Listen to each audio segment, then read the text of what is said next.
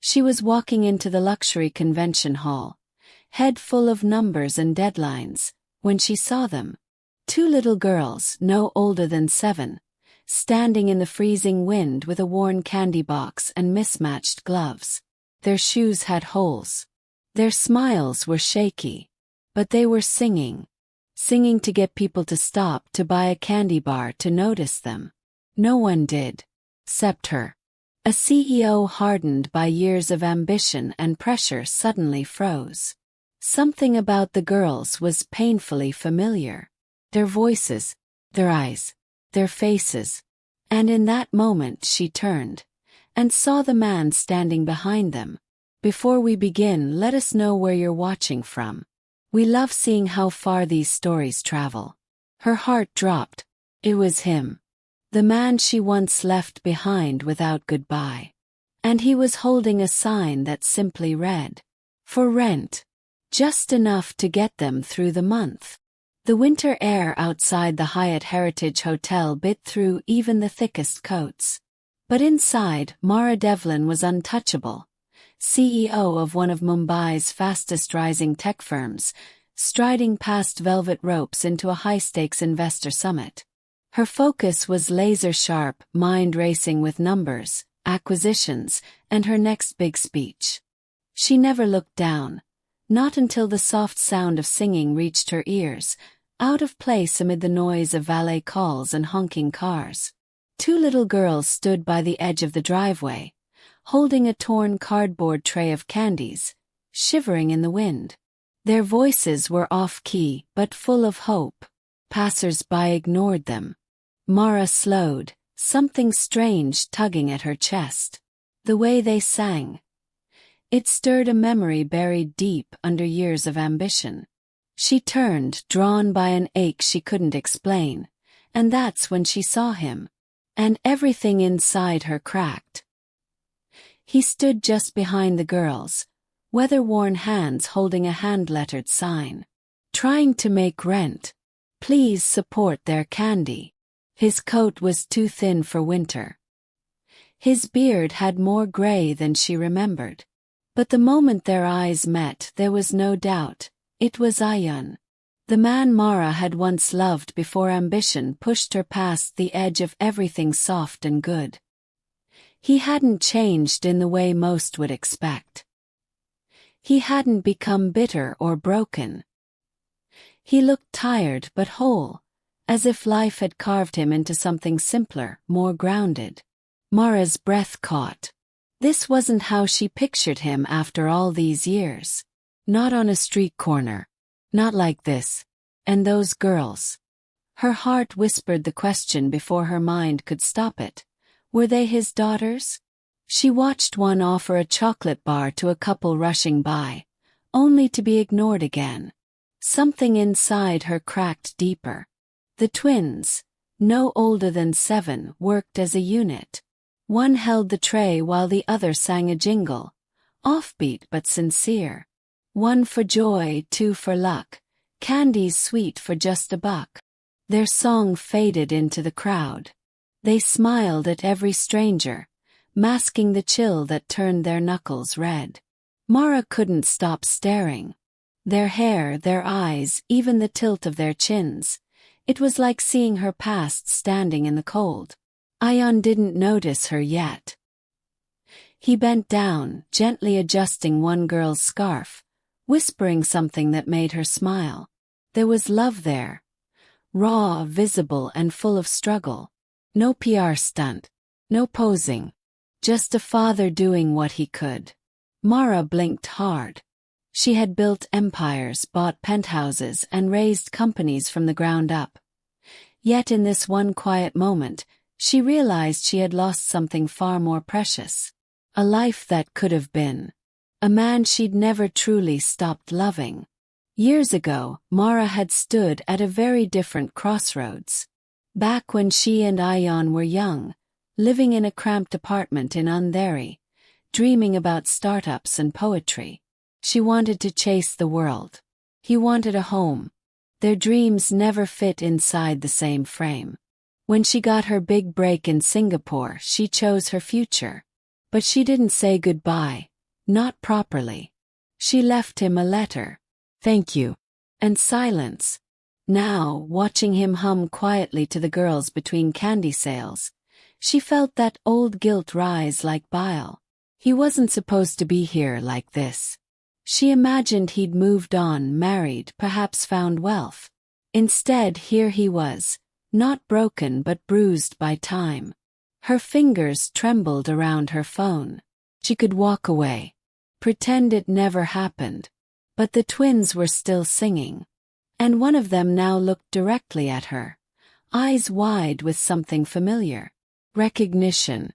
It wasn't just the shape of her eyes. It was the way she tilted her head when confused, just like Mara did as a child. It was too exact, too intimate. The girl held a candy bar toward her now, hopeful. Please, ma'am, she said, voice soft but clear. For a second, Mara couldn't speak. The cold, the pressure, the conference waiting behind her. All of it blurred. She reached into her purse, fumbling for money, and handed the girl a large bill without thinking. The twins' eyes widened. Are you sure?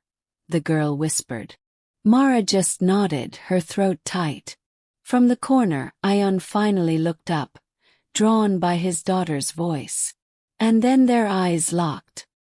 He recognized her instantly. No smile. No anger.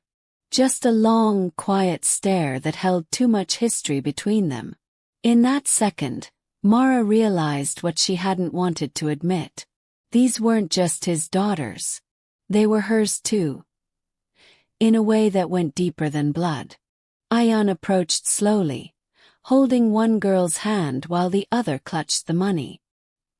His steps were cautious, not because he feared her, but because he wasn't sure who she was anymore. Mara tried to speak, but no words came. The wind carried memories between them. Nights on a terrace. Plans whispered under shared blankets. The way he used to make her chai when she cried from overworking. And the way she'd walked away from it all, thinking love was a distraction. I didn't think I'd ever see you again, he said, voice calm. I didn't think. This is where I'd find you, she replied, instantly regretting the words. He glanced at the twins, still smiling, still hopeful. They wanted to help, he said. Rent's behind. I didn't want them to see me beg. It wasn't pity in his voice, just dignity wrapped in weariness. She could barely hold herself upright. Years of polished boardrooms had not prepared her for this kind of reckoning. Mara offered to buy all the candy. Ion hesitated. We're not asking for favors. But when the twins nodded eagerly, he sighed and relented. Mara knelt, helping the girls carefully load the sweets into a paper bag. One of them shyly asked, Are you Daddy's friend? Her hands froze. What could she say? That she once left their father behind for an executive title. That her name now sat on buildings but nowhere in their bedtime stories. I used to be, she whispered. Ion heard it. His expression didn't change, but his eyes softened, just a little. As they stood together in silence, the girls offered her one last chocolate for free. You helped us, they said, with a smile that was too big for such small faces. For the first time in years, Mara felt something thaw inside her. Not because of the candy, but because love, real love, was standing right there, worn-out boots in the snow, and still warm despite the cold. Back at the hotel entrance, her assistant waved. The conference had started. Investors were waiting. Her name had already flashed on a screen inside the ballroom. But Mara didn't move. The twins had packed up.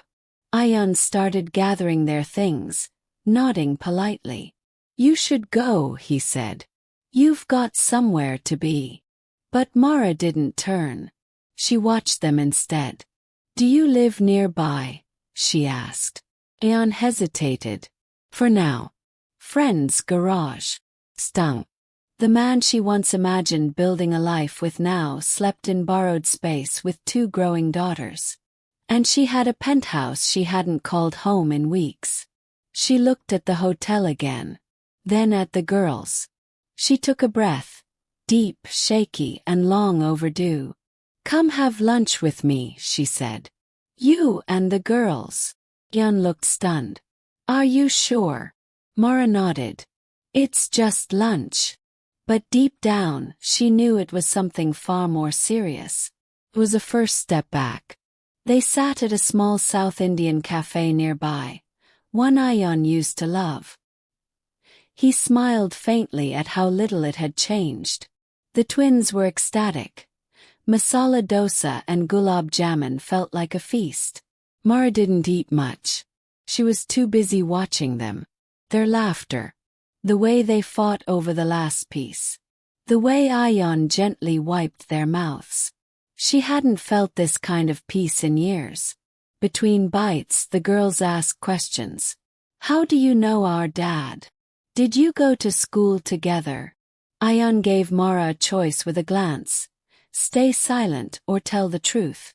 He chose honesty. "We were very close once. I left, but I shouldn't have." The twins didn't fully understand, but they smiled anyway. "You can be close again," one said. That hit her harder than any boardroom pitch.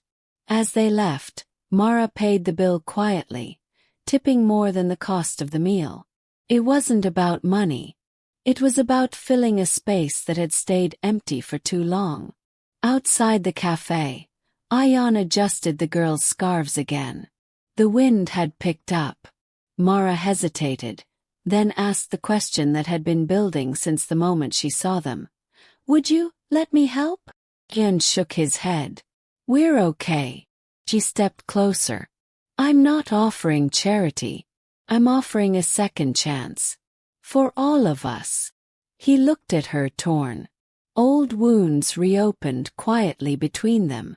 She reached into her coat and handed him a business card. Not just any card, but the one with her private number scrawled with a note. "Let's talk. Really talk. I don't want the girls out there again," she added gently. "Let me offer something stable. For them. For you."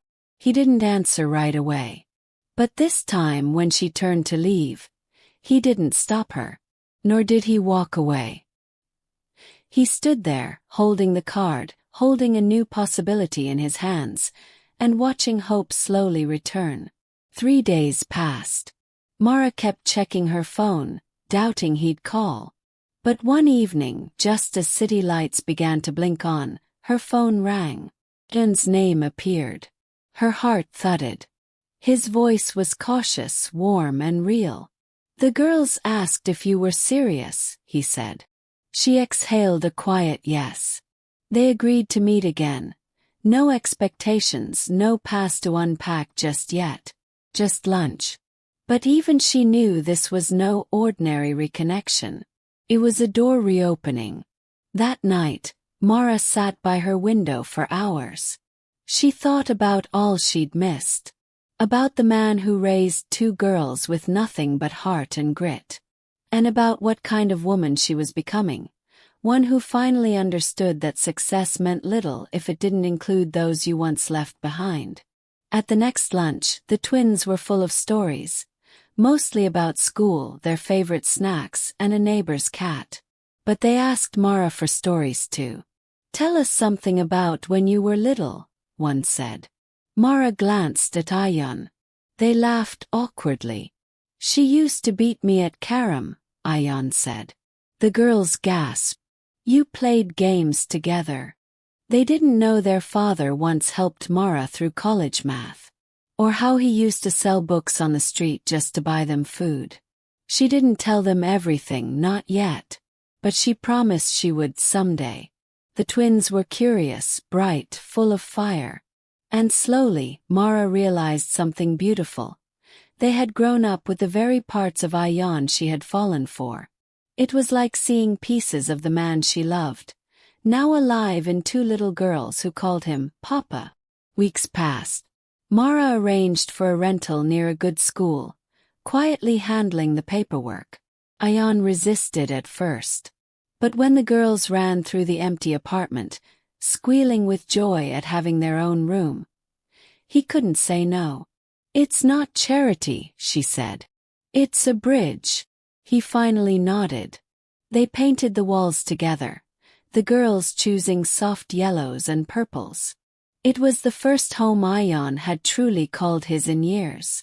Mara visited often, bringing groceries or books, sometimes just sitting on the floor with them, listening. There was no romance yet, no declarations, but there was trust, rebuilding slowly like bricks carefully laid. She made one promise to the girls, that they wouldn't sell candy again. And to Ayan, that she was staying this time with both feet in. Back at her office, Mara was offered the opportunity of a lifetime, a partnership with an international firm that would move her to London. Everyone expected her to say yes. But for the first time she hesitated. She thought of the twins' voices, their drawings now on her fridge, Ayan's quiet strength. She didn't make a grand speech. She just said, "It's not the right time." Her colleagues were stunned. "You've changed," one of them said. She smiled. "Maybe I finally remembered who I was." Instead of chasing the next level, she chose stillness. She began working fewer hours, investing more in local causes, and showing up, not just as a CEO, but as someone present. The world had once seemed like a mountain she had to climb alone. But now, she realized, the real summit was the small living room filled with laughter and crayons. The girl's 8th birthday arrived, and Mara insisted on hosting. But the twins shyly said they'd never had a party before. Ayan admitted they used to celebrate with just cupcakes and candles in the garage. That broke her heart. She planned something simple: a park, a cake, paper hats, and a few friends from school. The moment the girls saw their names on the cake, they froze. "You spelled it right," one whispered. "Of course I did," Mara replied, choking back tears. They ran into her arms. There were no hired entertainers, no luxury showpieces, just joy, loud and honest. Ayan took photos, smiling more than he had in years. Later that night, as the twins fell asleep, Ayan said quietly, "Thank you for not forgetting us." Mara squeezed his hand. "I never really did. I just forgot myself for a while."